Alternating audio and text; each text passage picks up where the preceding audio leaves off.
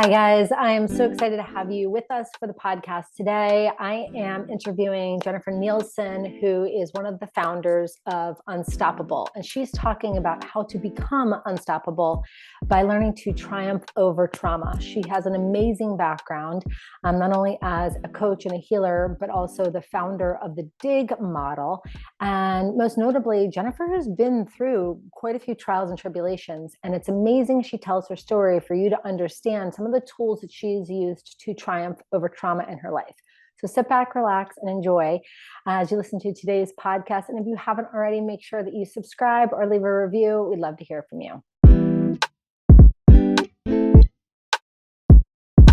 I want to jump right into it. Now, this is what I love is just like, and just to like, it's really incredible that we can have these kind of conversations. I mean, we sometimes even forget that we're doing something that when we were in high school, we never would have dreamed of doing. And I think about like that conversation we had at the end of the event, like we had gone 2 days and I hadn't connected with you. And just to be able to have that in person there's no replacement for that. But to be sitting here, being able to connect again and like connect energetically, emotionally, it's just like, I don't know. I'm just in this space where I'm just really trying to have gratitude for all the things that are working, because there's a hell of a lot of things that don't always work out. And if I focus on that, but like we're having a conversation, you're in the Outer Banks, this beautiful like Outer Banks. I've never been. I'm going to come see you in person. Don't you worry. But I'm in Arizona and we're having a conversation. Right. I mean, we had only heard about this from the Jetsons. And I know, the Jetsons. I mean, I remember sitting in high school thinking, what would I give for a little TV that I could just sit and just, or like, I mean, we wrote notes or we take naps when we were bored. These poor kids have so, like, the distractions are limitless, but no, I just think it's really cool when we really break it down and see what's working for us and what's like to grow our business in this day and age is pretty more, it's miraculous, really. Well, I'm with you. It's miraculous. And I think that you're right. We have to break it down and have reverence for even the smallest pieces. Like, I don't know about you, but I got to make my schedule today. Pretty into that. Like, pretty into that. And then 10 years into having this business that I created from scratch, right? Again, I don't know about you, but I don't think anyone knocked on your door and said, "Hey, Jennifer, here's a business oh, and here's a book. We're just going to put your name on the title." Like that didn't happen. Right? Oh, yeah. It's about having gratitude for all those small things. I made my schedule today. Yep. Yeah. My day with hot yoga. Then I love it on our terms. On my terms. And yes, did I work? Yeah, I'm working right now. You're working right now. We're working right now. This is the fun part. I can do this all day long. Powerful conversations with cool women. I'm in. Well, so I'm curious, let's just jumping into the podcast here, but I'm curious for you, like growing up, the messages that you had around you, like, what did you want to be when you grew up? In fact, it's really cool that you even asking that question, because as I was sitting here, I was just thinking, I'm going to kind of go backwards to answer your question, but like I would guess that your pain and the seemingly like disappointments in your life, the trials and the challenges led you to where you are right now. And without those, either you would be in a different career or you wouldn't be as effective in your career. 100%. So, like going backwards and thinking, I was raised in a very, traditional religious upbringing. The mom stayed home with the kids, the men went out and worked. And I came from a family of 10. And so I was like mini mom making dinners. Like I really thought that's what I enjoyed. And then I hit about my mid 30s and now I have 5 kids of my own. And I'm like, whoa, whoa, whoa. Something isn't clicking here. Like what's going on? And, so I got my degree in elementary education. I wanted to do psychology. Like I knew what I wanted to do, but I was still kind of trying to, work with the program that I had grown up with. And it made more sense if I'm going to be a mom to do work on the kids' schedule. Oh my gosh, being in a classroom with stinky playground kids all day. Like my soul needs freedom. Like I need like creation and freedom. And it just, I never worked. I did my student teaching. I did some subbing for my kids, but that never came to fruition because that wasn't what I was called to do. And so in my own healing, like I said, mid-30s, I had some really traumatic memories that I had suppressed my entire life come like flooding back. And it was very, very painful and very, I mean, I had been going to counseling and different, done different types of healing work since I was probably newly married as a 19-year-old teenage bride. But so my, like where I thought I would be and where I ended up is A, very different, and B, better than I thought it would be. But it was in that like digging and doing my own healing work and really like I tend to be a little OCD, and it can be to my benefit and to my detriment, and I think I'm working it out to be more in my benefit. But I really got serious about understanding, like cracking the code on my own trauma, on healing work, different modalities. And along the way, that's where I kind of like my business was handed to me in the terms of my challenges. That's what was handed to me, is here you go. And once I was really able to figure it out and go from a place of life is really hard, and I'm not even sure I want to be here sometimes because this is hard. Like really, I have an uncle who's in prison for 402 years. Like a very bad man that hurt a lot of people, and I was at the forefront of getting him put away. Like, so there's a lot that has gone into like my identity of like being a pleaser and just doing all the things right and not disrupting, and has been completely turned upside down. And in that, I was able to really discover who I was, who I wanted to be, and then decide what I wanted my life to look like. And so it was kind of like this whole awakening and restoration that happened as I was breaking down. I was able to rebuild.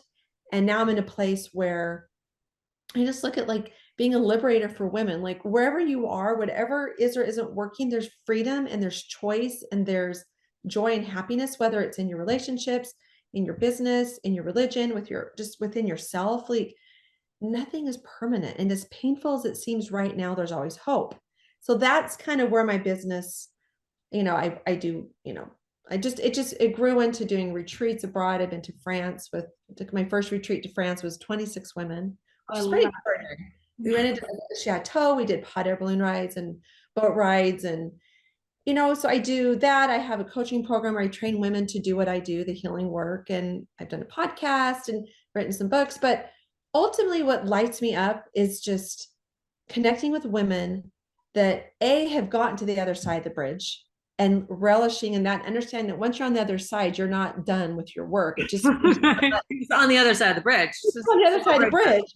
But you're like, at least now you can get over the bridge. You're not stuck where like there was a time when I like the dissonance between outer Jennifer and inner Jennifer there was just this chasm that was like, it was just too much that I didn't ever think I could be like everyone else, like other normal people. I just felt like I was this broken person. And so to be in a place where I understand that the things that I thought about myself weren't true and were really a byproduct of my trauma and some dysfunction in my childhood and the way I was raised, whatever it is, we all have stuff.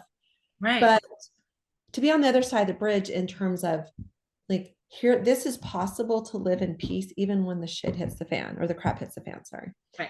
That's the possible. That's what's possible. Right. And that's where my business plan came in. Like literally it was like, it found me, like my experiences led me to a place where I couldn't like turn away from helping other women because I knew what it felt like to be in that dark, that abyss of darkness. And then to be out of it, you just like, you want to share it. It's like this, you want to share it with anyone who will listen. Right. Absolutely. And it's so interesting the way that that you framed it is, here I am growing up in a family of 10, and I'm looking around at who I should be, right? And what are my female role models? It's like, oh, my mom. And well, clearly she needs another set of hands. So here I'm going to jump in. I'm going to be mini mom. And it sounds like it's likely that wasn't only the message just to you, it might have been to your siblings or to the people that you're going to school with at the time. So it's like, okay, natural transition. I get married, I meet my person, I get married at 19. And okay, well, then I'm going through the next step. Well, okay, we're married now, and I just had a family, and he's got a family. So let's make a family. And then at some point, we look around, and it's not, at least my impression, and correct me if I'm wrong, it's not that you don't have to like what is in those four walls, but it sounds like in your 30s, you looked around and you're like, and I want something more, right? It's yes, this and. Well, and I think when our identity is wrapped up in our roles, whether it's being a pleaser, whether it's being, oh, you're the glue of the family. I'm like, oh, wait, I need to be my own glue. I don't need to be the glue for anybody else. Or whether it's being a mom or a wife or a friend or what, like a leader in your community or as teacher, whatever those roles are, those don't define who you are anyway.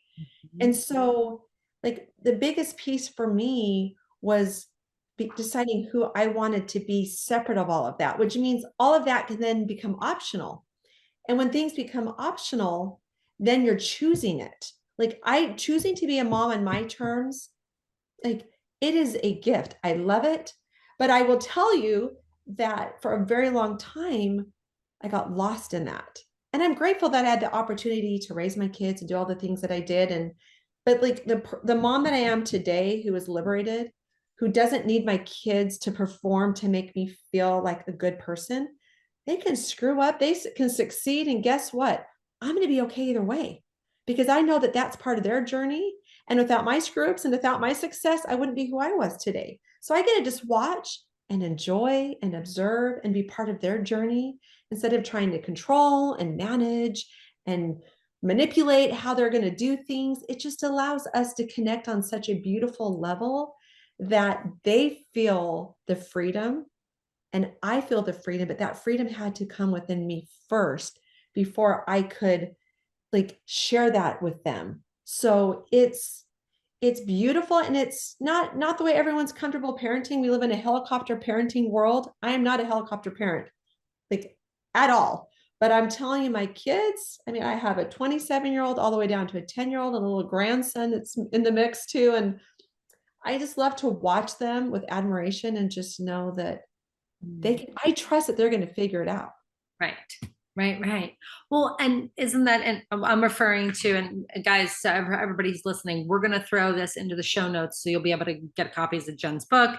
But so I was digging through her book, Unbreakable, Heroic Stories of Triumph Over Trauma, which just that concept of being unbreakable. And, going to your chapter 5, like when life gives you crap sandwiches, and thinking about, not only the experiences that we have, but then what do we make it mean about us? Yeah. And of course, I've got my pages all like dog-eared and everything. But, on page 62, when you were talking about an experience that you had with your mom for Mother's Day, and how it reinforced your desire to please, to be good. This was my job, and it became my identity. And I was like, preach, sister, preach, because I think that there's a lot of just a lot of power in that realization that many times we'll adopt an identity as a result of the messages that we've interpreted. Yes. Whether it's our family of origin or what people expect of us or who we should be, right? It's like, oh, Jennifer, like pretty mom of 5, here she is. She's got to show up in a certain way or parent a certain way or be a certain way. And I loved that. Like that became my identity. And like, so what did it take for you to break out of what felt like an identity that was, from your constructs of who you should be to that word you used before, liberation? Yeah, well, such a beautiful question. And it's a very loaded question because truthfully, it was like when you hear rock bottom and then you think you're at rock bottom and then there's like, oh, wait, there's another level and there's another level. It was just really as my memories and all the trauma came up, I mean, I had been working and on a healing journey for many, many years prior to that. But in that process of having to press charges and create an absolute ripple effect in my family and be the one of the, it wasn't just me, there was more than one victim that came forward. But I think to just sum it up, it's to be okay disappointing people. Like understand that disappointing myself and not being true to myself that the cost of that is so much greater than the fear of disappointing other people. Because the reality is people will see me differently, and I may lose credibility with people in certain communities or certain, even in my family, when I've been a certain way and I'm not that way anymore, and I might be doing things different than the way they're doing them, there's going to be a level of disappointment, and that's okay. Right. Because what it was causing me in terms of my physical, emotional, spiritual well-being, like I couldn't do it anymore. Like it was either like I'm gonna crumble and I'm gonna like I will just like let's like what is the easiest way out of this pain? Which I mean, I wouldn't say I was suicidal, but I definitely had suicidal ideation in terms of this pain is so great. I will do anything to be free of this pain. Sure. And the thing that was the scariest for me was disappointing people was what actually liberated me from the pain. It's really Mm, ironic. right. The thing you were so afraid of. So afraid of. And the people that matter that stick around, that are in your little, like your close knit group of people, like those people, like those are my people. And it's okay if that circle gets a little bit smaller, Mhm. because in the end, the cost of like abandoning ourselves and betraying ourselves is too high, no matter what the gain may seem. And we're so focused on the fear of what we might be losing when we break out of like we break a cycle, we break out of certain expectations, or that we're so focused on the fear of what we might be losing that we don't see what we're going to be gaining, which is far greater than staying stuck and staying in that Right. version of ourselves that others think we should be or expect us to be. Right. But don't you think sometimes it's really hard to even fathom what we're going to gain by stepping out of, sometimes the prison that we've created for ourselves or, from others. And it's like you almost like can't see it until you've committed to stepping out of the old narrative. Yeah, definitely, because that comfortable prison it's like the known. It's like what we know. Yes. And like here we're locked in this prison and we realize, oh wait, we're our own prison guard. We have the key. Like we have the key to liberating ourselves. Yet it really is the unknown that keeps us stuck in that. And there is there's a tangible impact when you change the way you operate in the world. Not everyone is going to welcome it with warm, fuzzy, open arms. In fact, one of my a family member, will just keep it very vague, was like, "You love boundaries more than you love me." I'm like, "No, I love me more than I love it's not it's just this is what it's going to take from if we're going to have a healthy relationship, it's either going to it's not going to work the way it's going, or we're going to have boundaries. So if you look at boundaries as our friend, not as I'm not punishing you, but when you change the name of the game and you change the dance steps, they're just like they almost feel as if it's an affront to them or you're leaving them behind Right. because you're different and they're the same. And Mhm. so it creates some disruption. Sure, When because they're it's used to always being one comfortable. way. Yes. Yes, yes. Boundaries can be definitely, they could be very uncomfortable for people, not only for us to like put our fence up, but then when we bump up against somebody else's boundaries that they might not have had there before, and then we make it mean something about us. When Yes. a lot of times the truth is they're just taking better care of themselves. Yeah, but I just remember like when I would be around people that kind of, because my badge of honor was I can get anyone to like me. I can get along with anyone.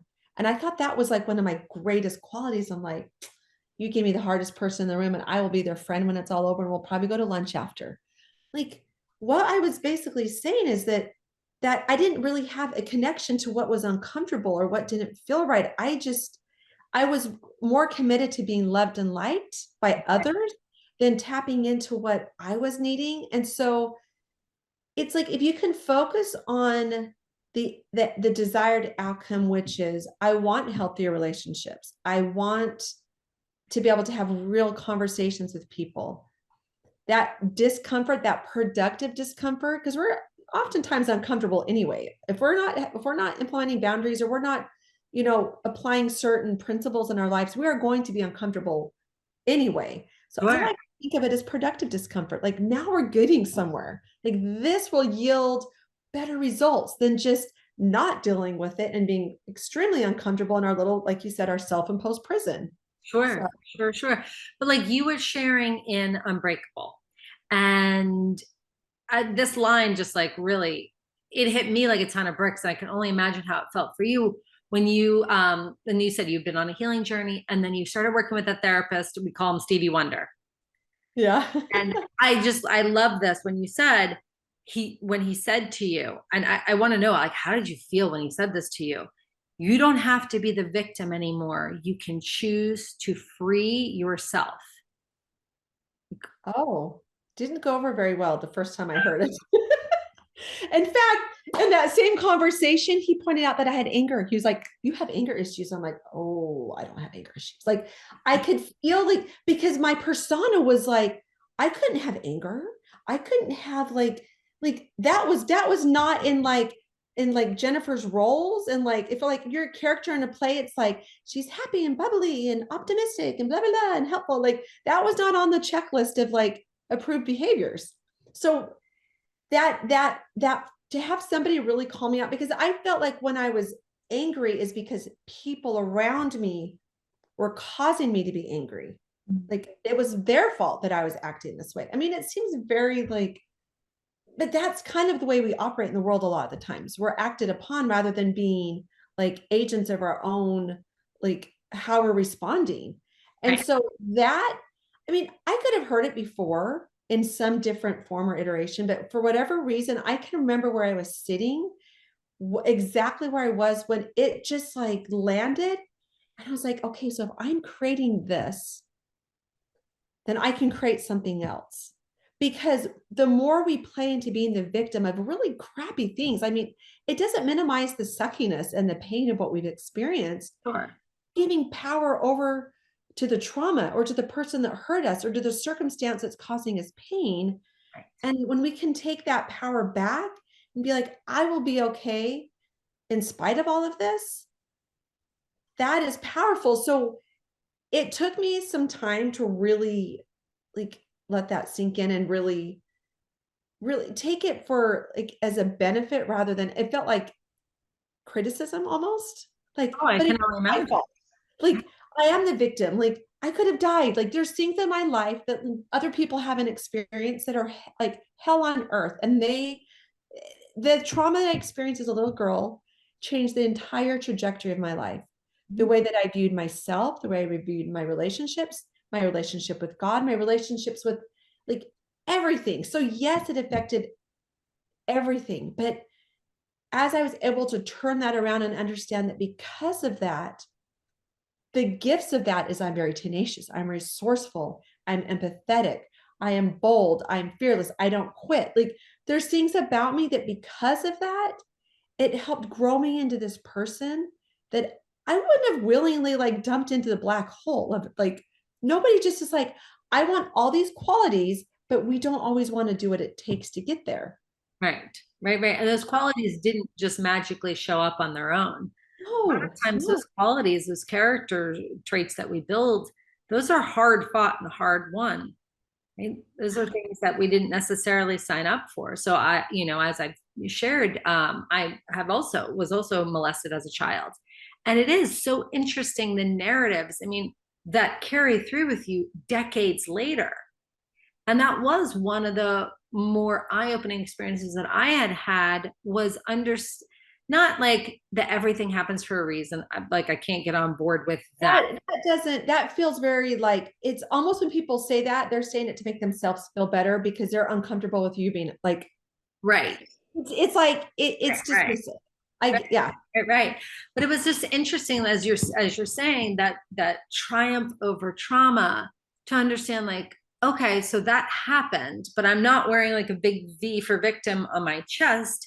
Not that there's anything wrong with that. It's just like, what persona do I want? And oh, because I had this experience, I also built all these other muscles.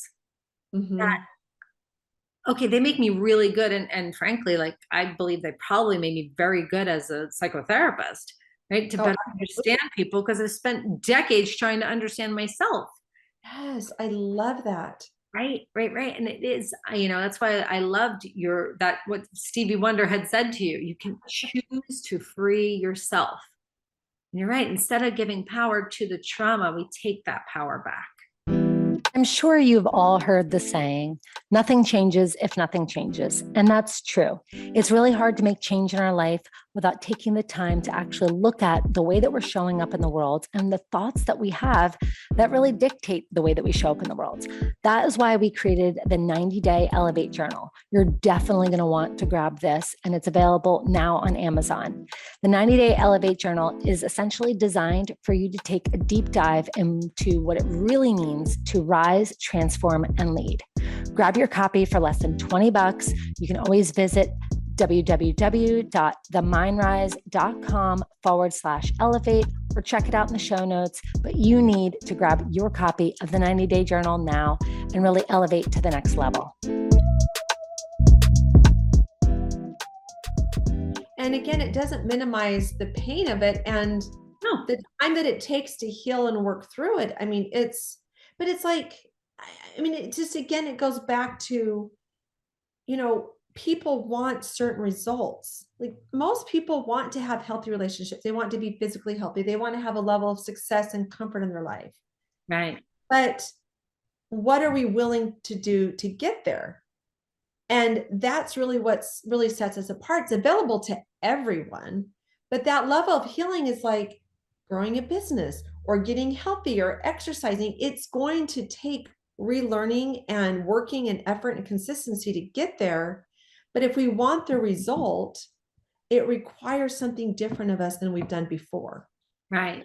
And healing is the most, I would say this has been the hardest, most excruciating experience in my life, but it's been the most rewarding to be able to look back to where I was when I didn't see a version of myself that would be really healthy, like a process, or to be helping other people. It's like if I can do it, literally, it's available to all of us because I really believed that there was a time when this would seemed absurd. I just wanted to get through the day. I just wanted to like get my kids home, get them to bed, get the tasks done for the day, and just get through one day and then the next day. And to be able to step out of that and to do so much more, it's like that's the message that I think we need to be reminded of, because it's not like we have a trial or trauma and then we check that off the list. Like we're always going to be challenged, but I've seen what I can do now in terms of when I say heal myself, it's not that I don't have support, but I've taken ownership over my healing. And that means bringing in the right people for support. But I had to learn to support myself and take ownership over that so that I could allow for the other support to be effective. I don't know if that makes sense. It does. I think it's creating a relationship with yourself where you can feel worthy and deserving of healing, worthy and deserving of like calling people in to help. Right? Because when we don't have a relationship with ourselves, there's no way that we're going to think that we are worthy or deserving of help or support, or, it's a lot of times it's like, oh, nothing to see here. Don't mind me. Yes. Especially when you have traumatic experiences where you don't have any agency, right? And it's like to then rewrite that story, not dismissing the pain. It's like, no, I'm writing another story about who I actually am and what I am worthy and deserving of, right? And I love that.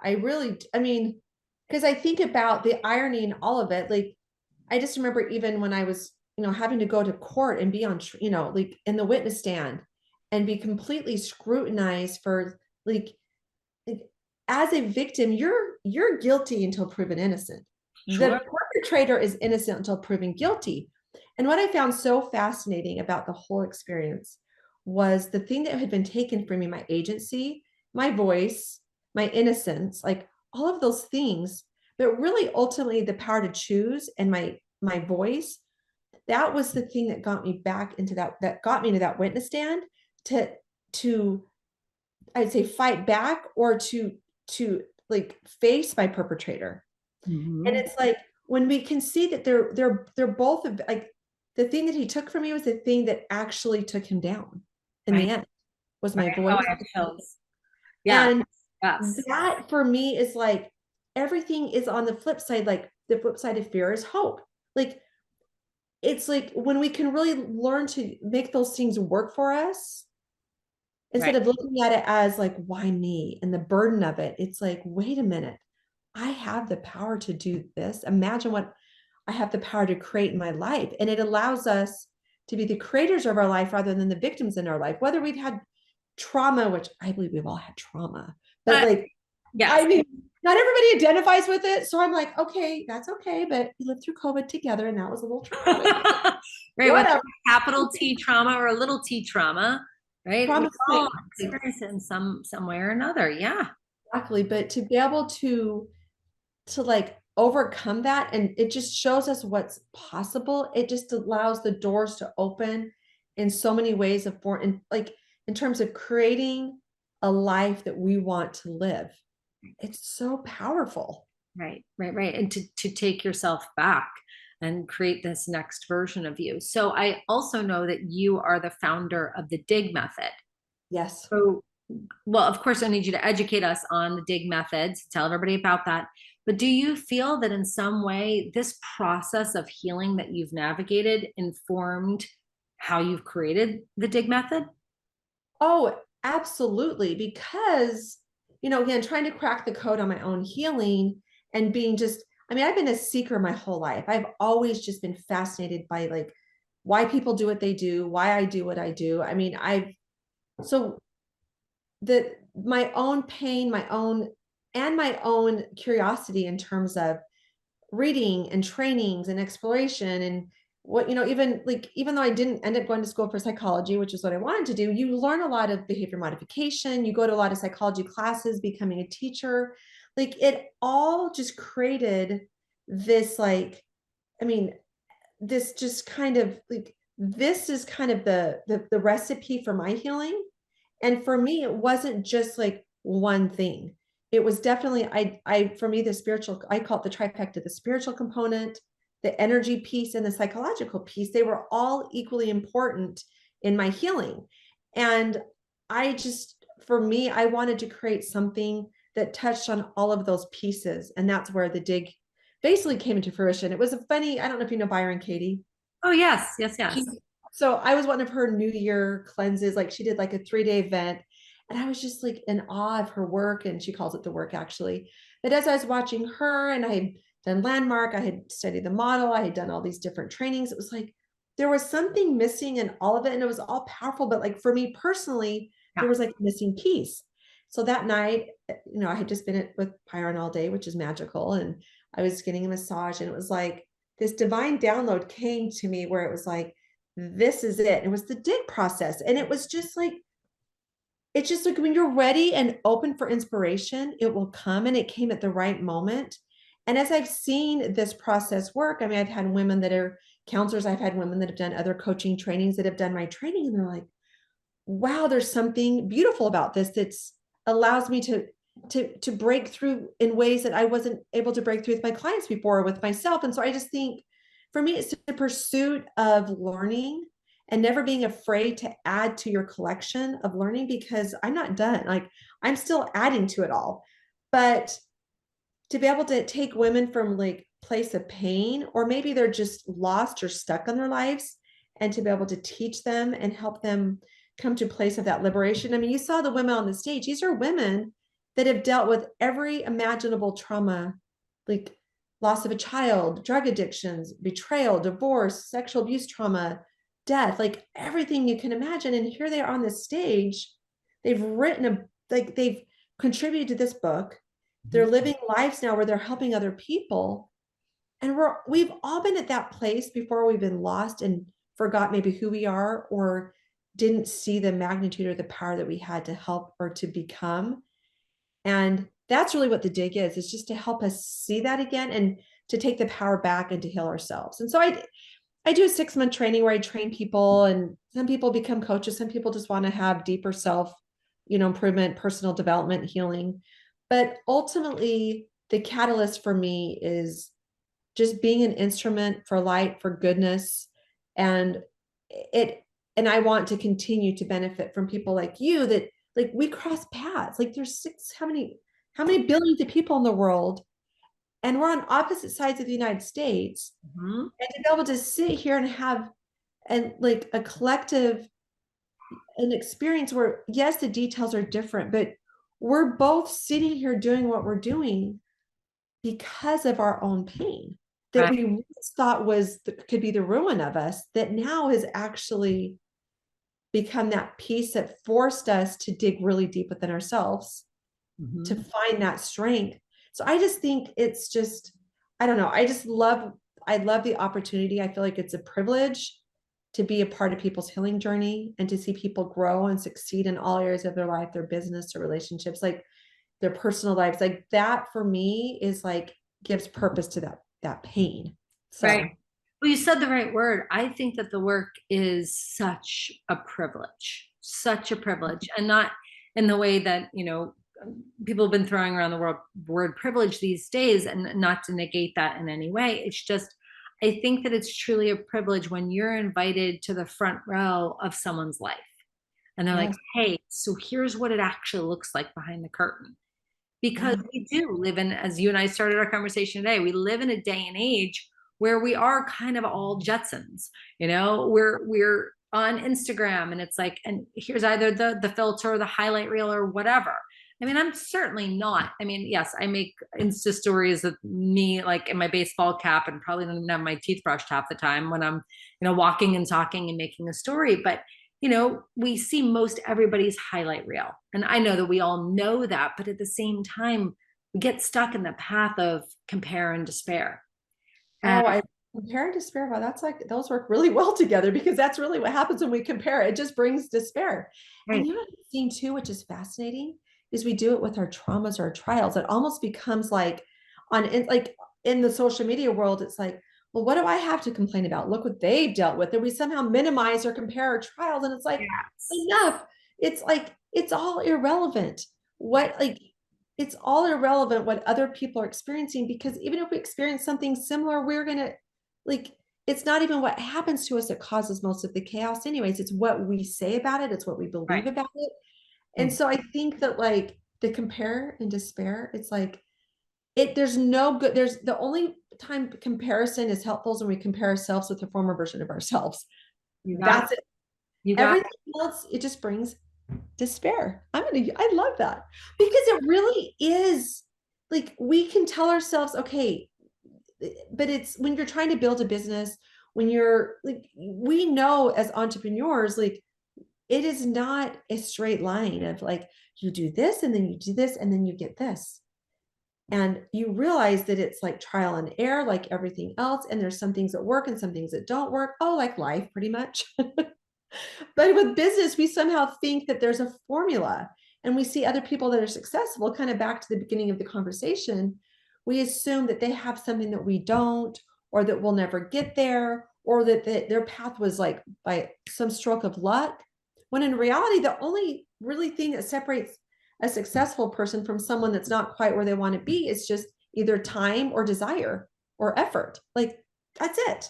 Sure. Or I also think it's also the narrative of what we think that we're capable of or what we deserve, right? Because we don't think that we deserve something, or that's for those people, whoever those people are. I've yet to meet them. No, I've never met them, but I heard all about them. It is so interesting how we'll create a glass ceiling for ourselves. It's almost again, you talk about the fear of the unknown, like the fear of the unknown and going into actually having success creates like, I mean, I don't know about you, but as you've grown and like on your business, it's like we deal with imposter syndrome, we deal with like, or people are going to scrutinize you. The more successful that you are, the more you put yourself Right. out there, you open yourself up to all these things. So again, it's like we kind of put ourselves back in that place of uncomfortable discomfort or comfortable discomfort or whatever, comfortable misery. But I think that that's another way that we that glass ceiling, it's like it's not just, it's in so many ways that the unknown stops us.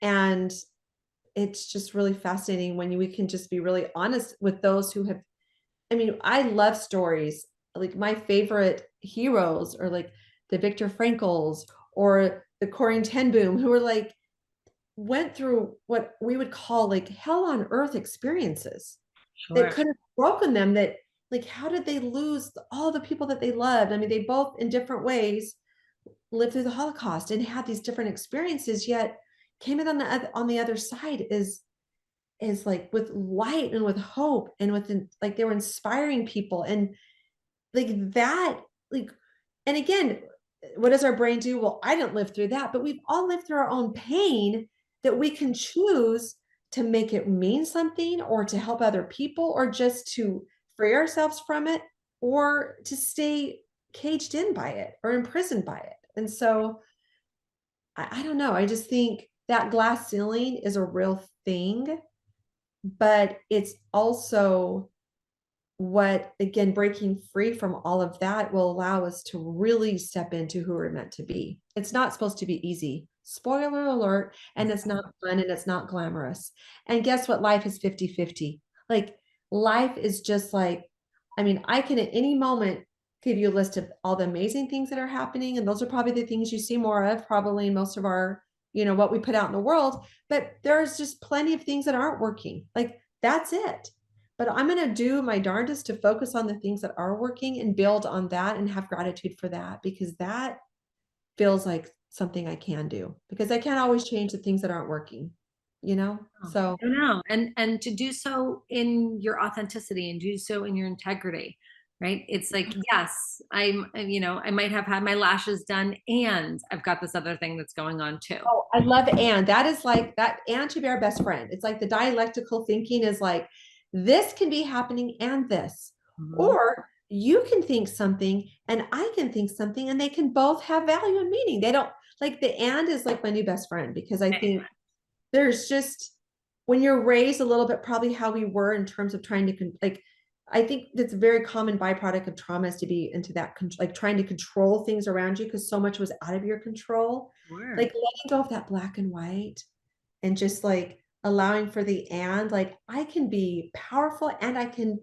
feel like I'm struggling. It can all happen in the same day or in the same minute. Right. Like just really honoring and embracing that releases the resistance that we create when we think it should look a certain way, or we think we should be past something, or we think that we shouldn't be affected by certain things. No, we can. We can be powerful and struggle. Like that is the reality. Absolutely. Absolutely. Oh my gosh, Jennifer, you are one of those people that I feel like I could talk to all day.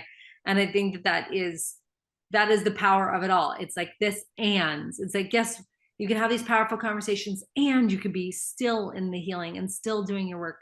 We should always be living in the and, because I don't know about you, but I'm not done yet. Oh no. No. And I think when you continue to like look back to see how far you've come, it's just like, what's ahead? Like 15-year-old Jennifer, 15 years ago, Jennifer would have never dreamed I'd be sitting here. So what's possible for me is I continue to say yes. I mean, the power to how is just yes. And then saying yes again. And again, that has to, I mean, we have to keep choosing our yes and our why on a daily, maybe even hourly or by the minute basis. But like, that's what's possible for us.